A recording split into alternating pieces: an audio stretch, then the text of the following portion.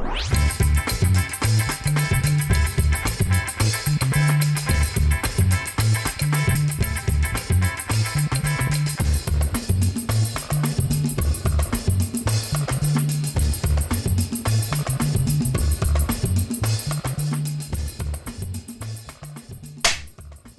everybody, this is SequelCentric, where we normally take a look at follow-ups in the media to see how they stack up against their predecessors.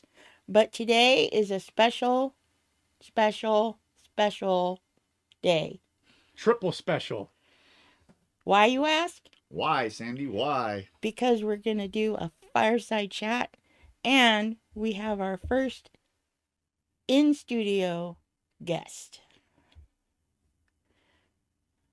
I am not finished.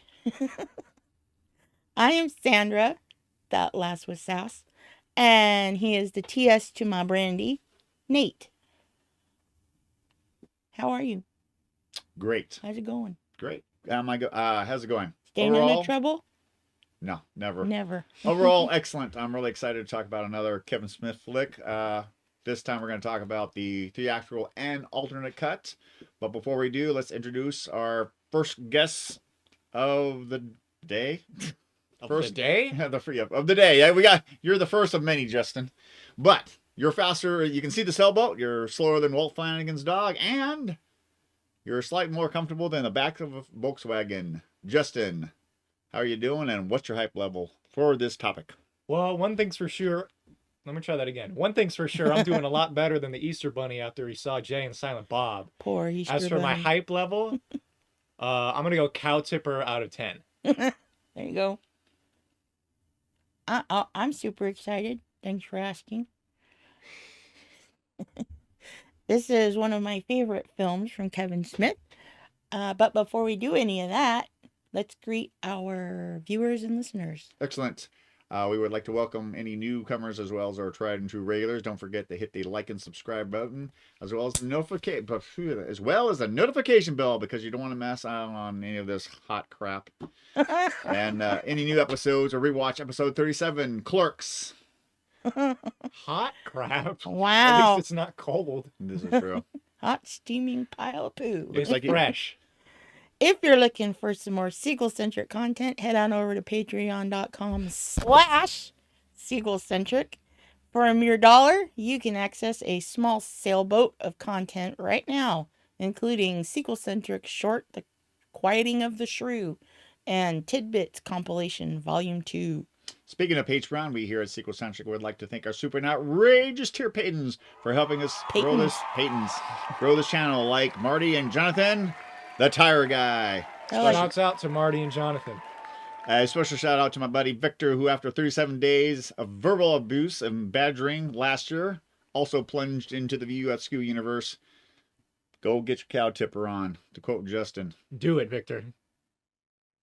Before we start talking about today's episode, we would like to let everyone know that normally Fireside Chat is over on patreon.com/sequelcentric, and starting at $1, we're doing this again, huh? You get blah. You all right there? No, I tripped on my tongue. What are you, Adam Sandler in Hotel Transylvania? Blah. Before we start talking about today's episode, we would like to let everyone know that normally Fireside Chat is over on patreon.com/sequelcentric, and starting at $1, you get watch lists, bloopers, and Stump the Chump. These are bonus episodes where we here at SequelCentric can have a more relaxed and open conversation about any piece of media, or test our movie knowledge with a quiz. Give us a try. Yeah, come on. It's just $1. What have you got to lose? Yeah, Justin, what do you have to lose? Shut up, Nate. Okay, today marks our third losers. time diving into the mind of Kevin Smith in the View Askewniverse, the franchise that we didn't know was connected at the time. So we here at SequelCentric want to have a fireside chat about the movie Mallrats, how we think of it, and could it be better than Clerks? Spoiler alert. No. A little movie info before we chat it up. Justin, will you do us the honor of reading the movie facts? Gladly. Mallrats was released on October 20th, 1995. It was rated R. Sorry, kids. And it's got a runtime of 97 minutes. It was written and directed by Kevin Smith, with music by various artists, including Weezer. How do you guys feel about Weezer? I like him. You Like him. take them or leave them. Okay, well, it was edited by Paul Dixon, produced by Scott Mosier, James Jack, and Sean Daniel, with a budget of $6 million, and box office returns were only $2 million. They're no Bon Jovi, but you know. Nope. Lastly, it was distributed by Universal Pictures. Obviously a hit for Universal. Yeah. What's the term? Cult classic? Yeah, it only took 30 years. Yeah. So we have a quick summary on Mallrats. T.S. Quint and his best friend Brody Bruce take a trip to the mall after their girlfriends break up with them. I'm spitting on the mic. T.S.'s girlfriend, Brandy, is participating in a dating game show at the mall, which was the initial cause of their breakup. Meanwhile, Brody's ex, Renee, has begun dating sleazy store manager Shannon. T.S. and Brody seek out ways to ruin the game show, hunted all the while by Brandy's father, Mr. Svenning, and LaFours, the head of the mall security. Jay and Silent Bob are up to no good, as usual, and helping people along the way. Fun fact. The magic eye image used in the film actually just reveals some simple geometric shapes. But for one reason or another, they decided to say the hidden image was a sailboat. Which is a great gag throughout Yeah, the I movie. kept trying to look for the damn sailboat. I know, I'm sitting there staring at my TV as though it's going to do anything. I know, like, I hit pause. I'm like, I don't see nothing. You're there screaming at your TV, I just am. like William. I don't see it. Speaking of William, he looks at Renee and calls her Brenda, a reference to Shannon Doherty's character on Beverly Hills 90210. That was a good show. Gwen, who was played by Joey Lauren Adams, used to date Kevin Smith. Which is the reason why Chasing Amy exists, based off of that experience. Oh, is it actually? Yeah, a little bit, yeah. Renee wears the Degrassi jacket, and Kevin Smith is a fan of the Canadian show. Episode within an episode, fun fact. Yeah. Yeah, that's what you just did. Thank you. You're welcome. A podcast within a podcast? Yeah, Okay. whatever. Gil Hicks on the dating show is actually Dante from Clerks' cousin. Yep. Played by the same actor, Brian O'Halloran. Yeah. Sans goatee. Yeah. Sandy, give us the next Movie exec. Oh, I get to read one now? Yeah, You get to read one now. Oh, boy. I know. Movie execs didn't want Jason Mewes to play the loudmouth Jay, and Seth Green was one of the actors up for the part. Don't think he would have done as well. Yeah, It would no, have been no a- disrespect to Seth Green. Yeah, no, we but love our Seth Green. I can't talk today. Jason Mewes was the way to go, 100%. Oh, Jay. yeah. Heck yeah. Stan Lee made a cameo in this movie before his MCU cameos made him famous. Plus, in Captain Marvel, Stan Lee is on a bus reading a script to Mallrats because the movie takes place during the 90s. It's canon. Yeah, when Sandy saw that movie, I saw that, I was freaking out. Uh-huh. Yeah, both Like, were. okay, Mallrats exists in the MCU universe as a movie. Can we get Jay and Silent Bob versus Thanos or something? that'd be Right. great. Blunt Man and Chronic. There you go. What do you think about this movie, Sandy? Well, it's one of my favorite Kevin Smith movies. I liked the story a little better. Mhm. I enjoyed Clerks, but it took me a few watches Yeah. to finally get into it. Whereas Mallrats, I was, in from the first time I Yeah. saw it. So, liked this. Not really a story, but it's kind of just shenanigans, and what kids do at the mall. And I think with these first two movies, Clerks and Mallrats, I think Justin's generation can relate to. It's just two people in the movie that are just having normal talks that you would have with your friends or your Right, coworkers or and whatever. it- So I think right. it's so relatable.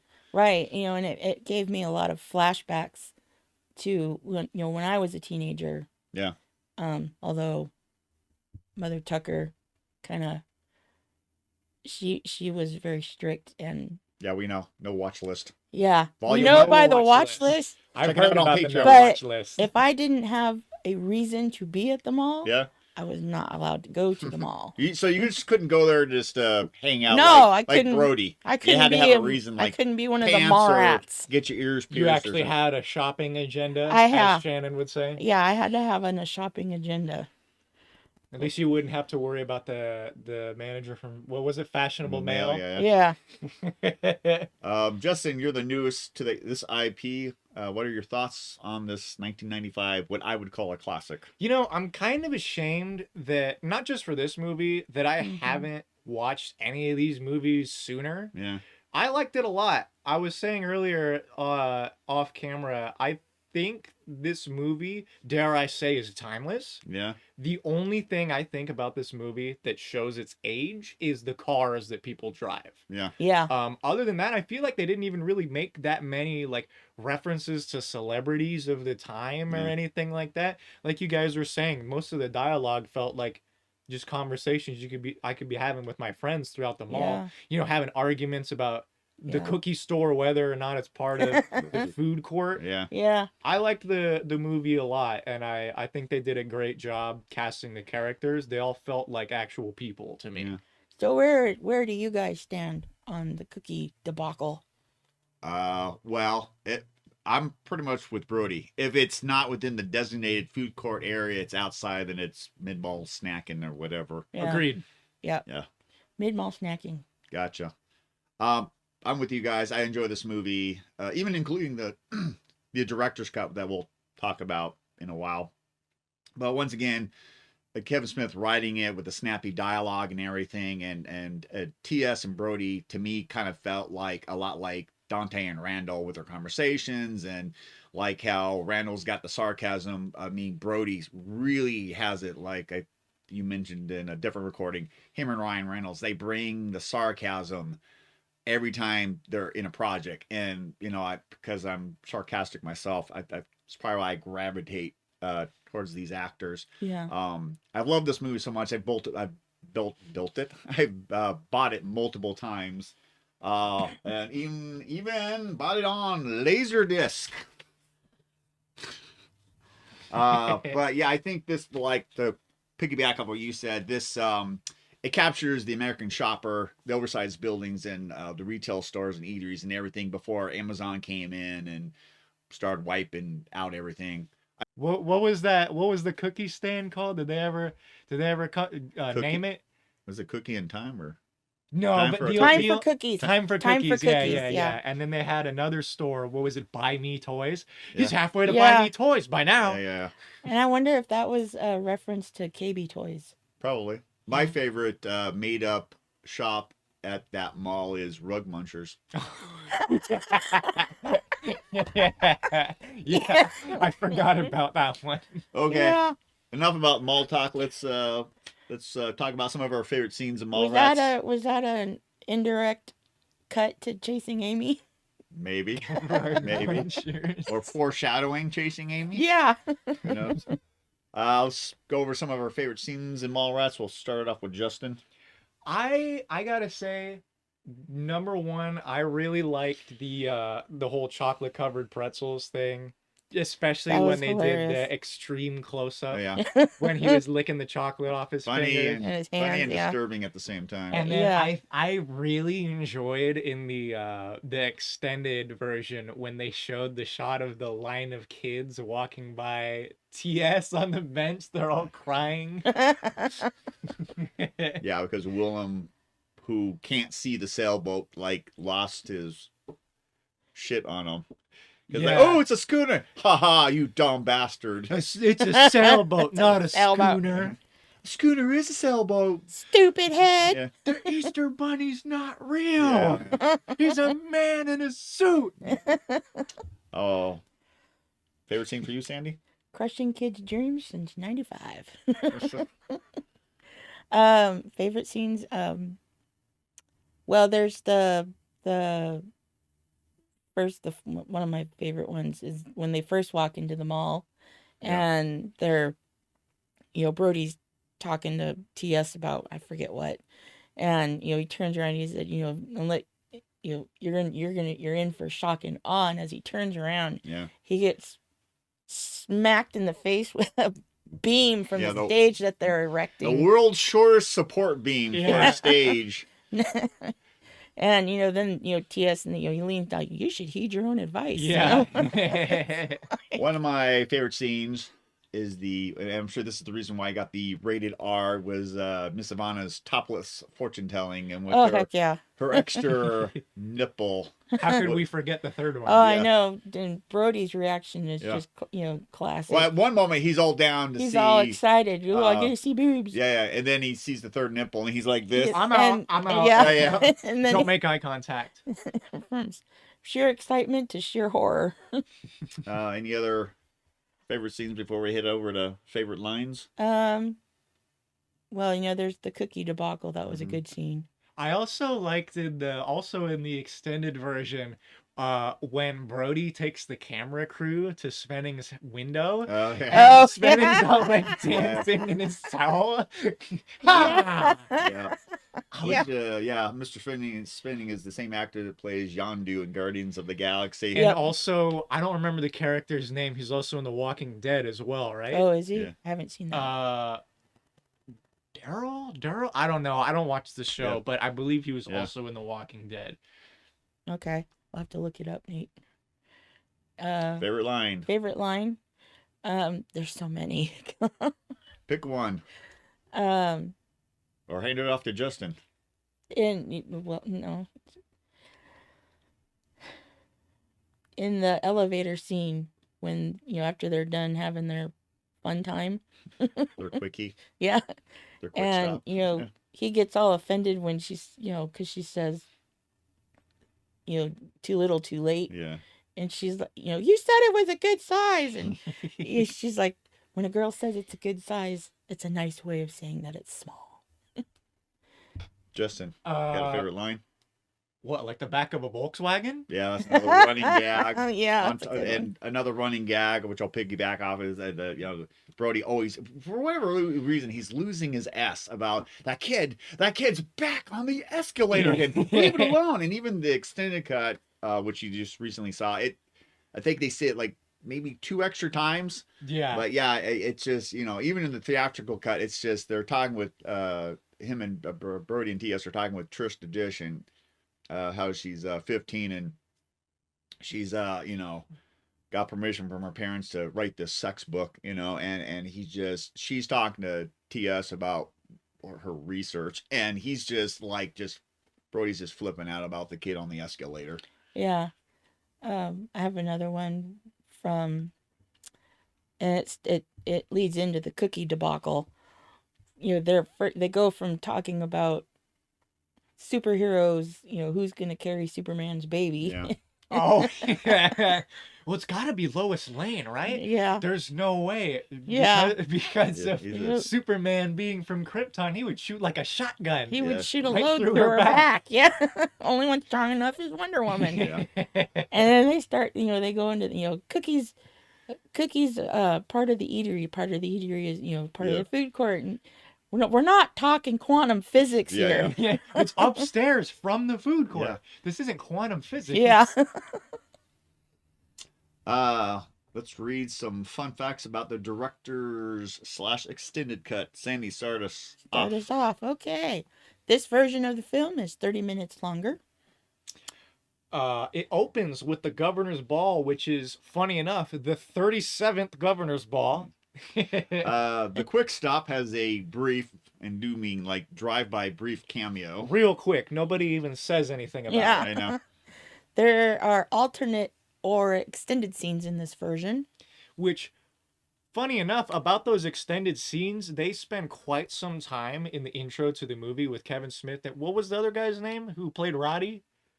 Oh, That's Scott Mosier? Mosier. Yeah. Scott Mosier, yeah.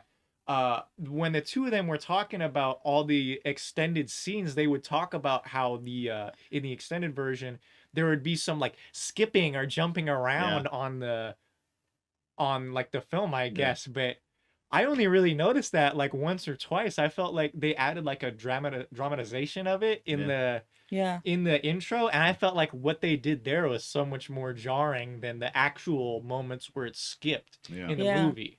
They spent all this time talking about how the extended cut was inferior, that being one of the reasons why. I didn't even notice that Yeah, for the yeah. most part. Right.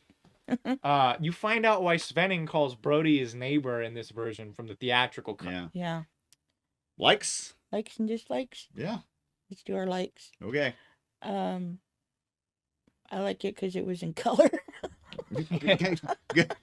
Good call. Of course, of course. I mean, Nothing against black and white movies. I've seen my fair Yeah. share. for sure, Clerks was great. Yeah. But in Clerks 3, they explain why Clerks is in black and white. Yes. Yeah. Oh yeah, that is true. Yeah.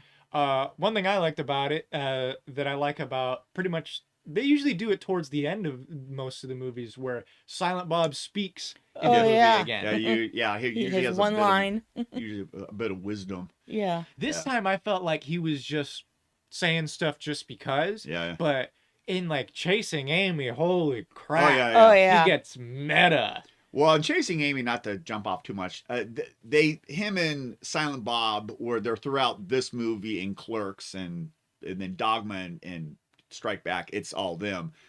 They just had this one scene with I forgot his name. Ben Affleck? Holden McNeil. Oh, Yeah. his character's name. Yeah. But so he had a lot to say. I think in Chasing Amy, that's the most Silent Bob says. Yeah. But this one I would agree. He's just saying stuff to say something. It wasn't even in Clerks. He had a bit of wisdom to share with them.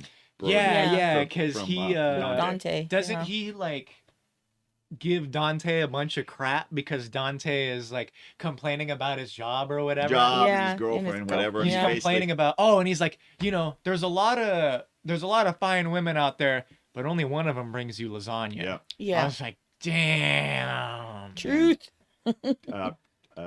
Shifting back to Mallrats, but Oh, also, right. We're talking about Mallrats. but That's also another episode. But also going back to Clerks, the dialogue is a lot like Clerks. You got two buddies, snappy dialogue, shenanigans ensue. There's no hockey on the roof or a funeral scene, but there's a lot of great stuff. There's plenty of other tomfoolery, Yeah. Oh yeah. even without roof hockey. Yeah. Yeah. You got like Silent Bob inadvertently peeping on Gwen. Yeah. Yeah. for what was it, 2 or 3 different occasions? It was 2 2, occasions. Dude, right? yeah. Yeah. Yeah. By the third time, she's like, forget it.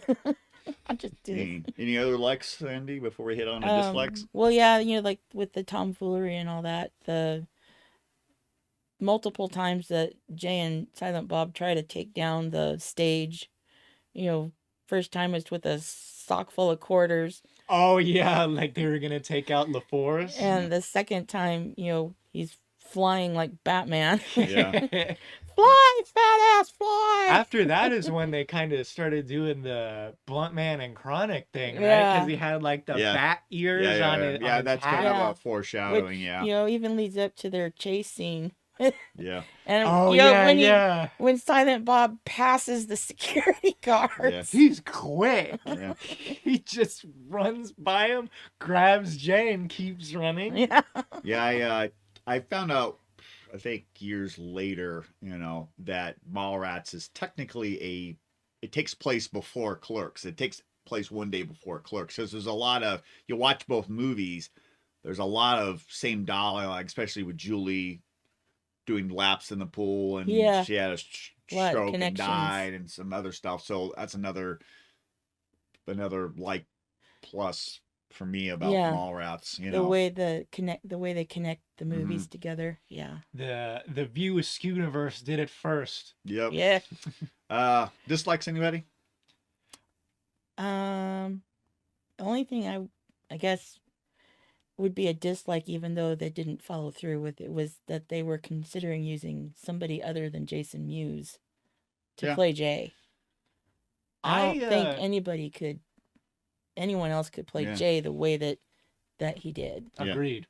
One thing that I didn't like, this is gonna, I think it's an important thing to have that governor's ball in it. I think that should have been in the theatrical cut, not the whole like 30 minutes Yeah. leading up to it. I think they should have at least had the moment like when TS gets his musket caught on Wednesday. Randy's Hair. hair. On her Yeah. hair, yeah. And then like he fires off the blank, Yeah. and then everyone goes and takes cover. I Yeah. think it could have cut to Yeah. like after everything was all said and done, Yeah, and yeah. Right. then just been like, yeah, you know, like, I'm sorry, Mr. Svenning, it was an accident. Oh, get out of here. Yeah. And then she breaks up with him, Yeah. and then we just go directly to TS going to Brody's. News vans pull up, and I Yeah. think we could just take Yeah. it from there. You know, cut out all the little things in between. You know, maybe show you know, show the rest of the part, like Yeah. with Brody getting broken up with as well. I thought it was funny that he framed the John, what was it, the John Doe letter? Oh, Yeah, the yeah. Dear John letter. Dear John, Yeah, thank you. Not yeah, John you're Doe. welcome. Thank John you. Doe. You knew what I meant. I knew what you meant.